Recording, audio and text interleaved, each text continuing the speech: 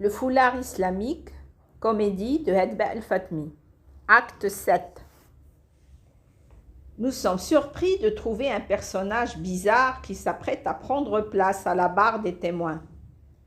Le prochain témoin est un monsieur très âgé qui se déplace difficilement à l'aide d'une canne en bois. Il a un visage intelligent entouré de cheveux longs et de barbe blanc. Il marmonne tout seul. Décidément, ce n'est plus de ton âge, ce genre de déplacement.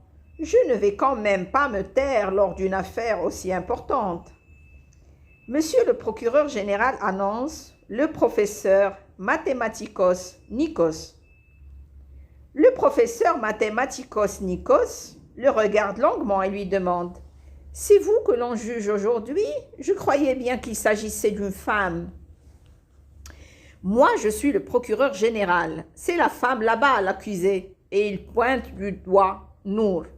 « Bien, bien, ma mémoire me joue de ces tours des fois. J'essaie de me rappeler l'affaire. Juste avant de prendre l'avion, j'avais tout en tête. Mais le vol a été long et les agents de sécurité n'ont pas arrêté de me fouiller dans tous les sens. Ils ont mis mes idées leur dessus-dessous. J'y suis. Vous voulez enlever à cette dame son foulard? Pourquoi faire? Rien ne vous empêche d'acheter un autre. Cependant, j'ai entendu dire en venant vers ici que depuis que l'annonce du procès a été faite, les foulards se vendent à des prix exorbitants et au marché noir. Monsieur le procureur général, l'air pincé, regarde le vieillard avec impatience. Professeur Mathématikos Nikos, vous avez demandé à vous inscrire à la liste des témoins il y a 2 mois de cela. Et vous avez précisé que vous aviez des choses très intéressantes à dire pour ce procès. Si vous avez oublié, cela ne fait rien, revenez chez vous et reposez-vous bien. Le professeur Mathématikos Nikos agite sa canne dans l'air avant de la pointer vers monsieur le procureur général d'un geste menaçant. Écoutez, jeune homme, moi seul je déciderai quand je devrais aller me reposer et si j'ai besoin de repos. D'ailleurs, voilà que tout me revient. Un éclat anime les yeux du vieillard et il entame son témoignage. Je suis, comme ce jeune homme impatient l'a cité, le professeur Mathématikos Nikos. J'ai enseigné les mathématiques à l'université de Cambridge durant 60 ans au moins. Après 60 ans, j'ai arrêté de compter. Je suis aujourd'hui ici pour vous prouver que 1 plus 1 égale 2. Shourouk s'écrie « Ah, ceci, tout le monde le sait, ce n'est pas un vieillard timbré qui va nous le dire. » L'une de ses amies répond « Ah non, moi je ne savais pas. » Nous devinons bien sûr qui a dit cela. Monsieur le procureur général, de plus en plus impatienté, se demande comment il peut se débarrasser du vieillard. Je disais donc que 1 plus 1 égale 2. 1 est égal à 1 et 0 c'est 0. Madame le juge, qui semble respecter le professeur Mathématikos Nikos, se trouve tout de même obligée d'intervenir. « Professeur, je vous en prie, assez d'introduction. Entrez s'il vous plaît dans le vif du sujet. »« C'est vous l'accusé ?»« Non, je suis le juge. C'est vrai, vous ne portez pas de foulard. Vous voyez, si vous portiez un foulard, vous seriez l'accusé. Vous vous rendez compte? Je sais que oui. Alors je continue. Les mathématiques sont une science qui vous apprend en premier lieu le raisonnement avec logique. Nous allons donc raisonner ensemble. Qu'en pensez-vous, monsieur le procureur général? Je vois que vous ne dites rien, ce qui prouve que vous êtes d'accord. Pour commencer, je vous demanderai comment vous trouvez l'habit des religieuses chrétiennes. Normal, professeur, avec leur coiffe blanche, leur robe noire, vous n'avez pas idée de leur monter un procès avec 6 chefs d'inculpation cités et beaucoup d'autres cachés? Ne me répondez pas maintenant parce que je connais d'avance votre réponse. Les religieuses chrétiennes sont considérées comme des saintes, alors que les musulmanes voilées sont persécutées partout et en premier lieu par les personnes de leur propre environnement, des fois même les membres de leur proche famille. Il y a une phrase qui retentit souvent dans la presse, c'est afficher sa religion. On reproche donc aux femmes musulmanes d'afficher leur religion, ce qui représente une barrière envers les autres. Tralali, tralala. Les personnes chrétiennes, hommes ou femmes, des millions dans le monde, qui portent une croix autour du cou, n'affichent pas leur religion.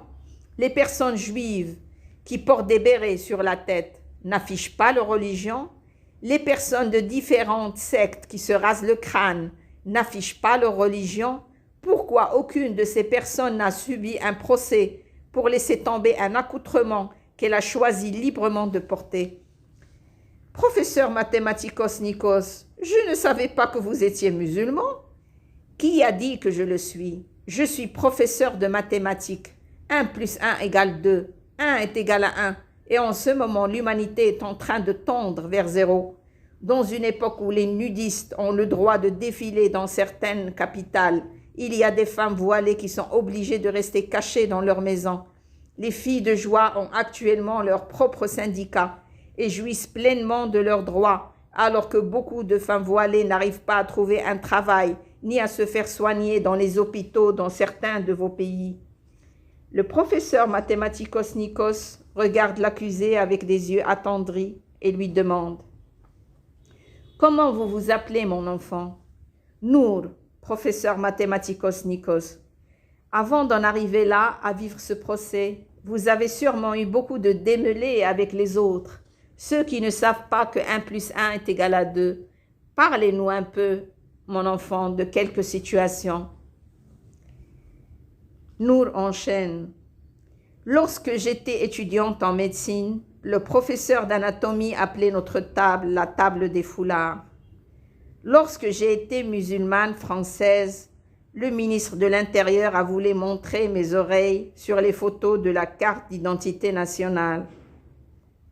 Lorsqu'on m'a proposé pour un poste de chef de qualité, la responsable de ressources humaines m'a demandé si j'étais prête à enlever mon foulard pour travailler. Lorsque j'occupais un poste quelconque avant de mettre le voile, juste après on m'informait que mon futur professionnel était fini et que je n'allais plus avoir la moindre opportunité de promotion. Lorsque j'étais journaliste, aucune chaîne connue ne voulait me recruter. Lorsque j'étais employée à la réception, on me faisait tout de suite passer aux archives. Lorsque je présentais mon dossier pour faire une spécialité à l'étranger, mon dossier était retourné pour raison du port du voile. Évidemment, il y a beaucoup d'autres situations. Oui, mon enfant, je vois que vous êtes persécuté partout et par des personnes différentes. À votre avis, elles doivent bien avoir un point en commun. Oui, bien sûr, elles ne savent pas que 1 plus 1 est égal à 2. Vous devez peut-être bien renoncer au port du foulard. Vous y gagnerez beaucoup. Jamais. Vous aurez des promotions, des visas, des postes de travail. Jamais. Pourquoi donc? Parce que Dieu me demande de porter le voile. Comment vous le savez? C'est écrit dans le Coran. Les vôtres prétendent que ce n'est pas vrai, que ce n'est pas écrit. Si, c'est écrit à 2 reprises dans le Coran.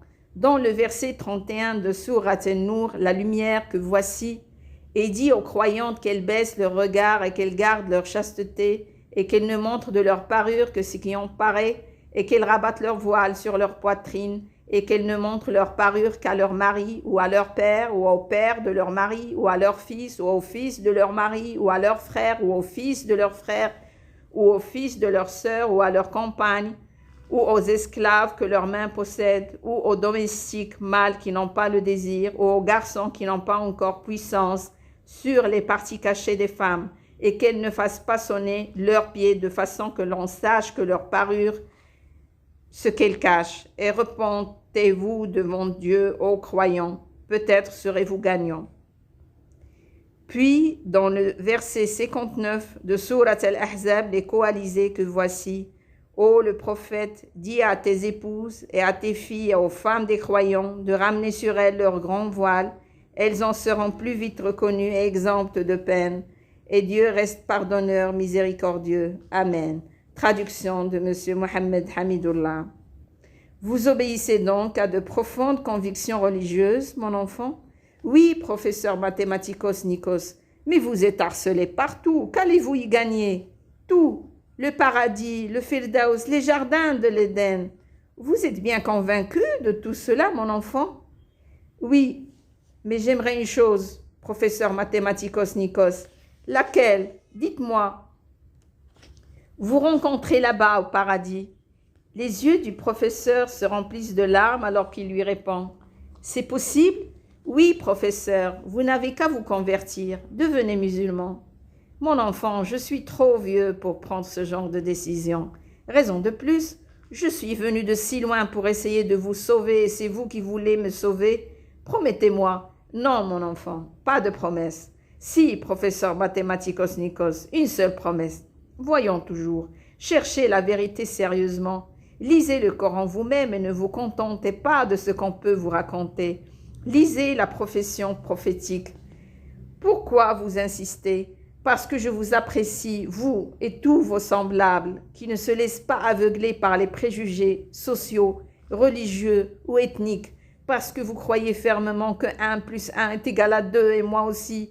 Comme scientifique, vous ouvrez toutes grandes les portes de la connaissance et vous vous y plongez. Vous ne pouvez pas refuser de connaître l'islam. Ce serait contraire au principe de la recherche scientifique, connaître et à préjuger. Mon enfant, je n'ai rien pu faire pour vous. Si vous m'avez défendu, je vous en suis plus que reconnaissante. Je vous remercie de toute mon âme. Madame le juge, vous êtes convaincue que 1 plus 1 est égal à 2 demande le professeur Mathématikos Nikos en regardant le chef du tribunal. La femme soupire longuement avant de répondre.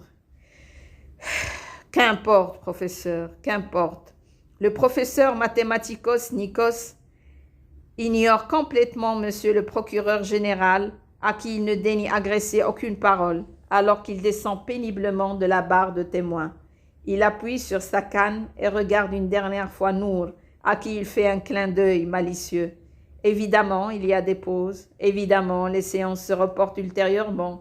Quand vous le savez, ce genre de procès dure une éternité. Le temps que les assistants passent à siroter des thés, manger des repas rapides et dormir ne nous intéresse guère. C'est la raison pour laquelle nous ne nous attardons pas sur ces petits détails. Seules les interventions sont citées. Fin de l'acte 7.